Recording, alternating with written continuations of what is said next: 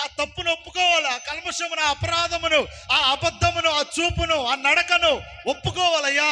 నేను పొరపాటున వెళ్ళానయ్యా, పొరపాటున చేశానయ్యా, ఏదో తొందరలో చేశానయ్యా, తొందరలో మాట్లాడానయ్యా, తొందరలో తిట్టానయ్యా, తొందరలో గద్దించానయ్యా, నోరు జారానయ్యా, కోపంలో అన్నానయ్యా అని గనక ఎవరైతే ఒప్పుకుంటారో వారిచ్చే బలుల కంటే కూడా ఆ విరిగి నలిగిన హృదయముతో పశ్చాత్తాప పడే వారినే దేవుడు ఏం చేస్తాడు?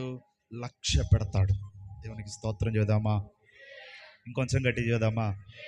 మరొక వచనాన్ని మీకు చూపిస్తాను రండి. కీర్తనలో 34వ కీర్తన, 34వ కీర్తన 18వ వచనం చదువుతారా? 34:18, పేజీ నంబర్ 468. విరిగిన హృదయము గల వారికి యెహోవా ఆసన్నుడు, నలిగిన మనస్సు గల వారిని. చూడండి ఎంత చక్కటి మాటలో, వింటున్నారా తల్లులారా?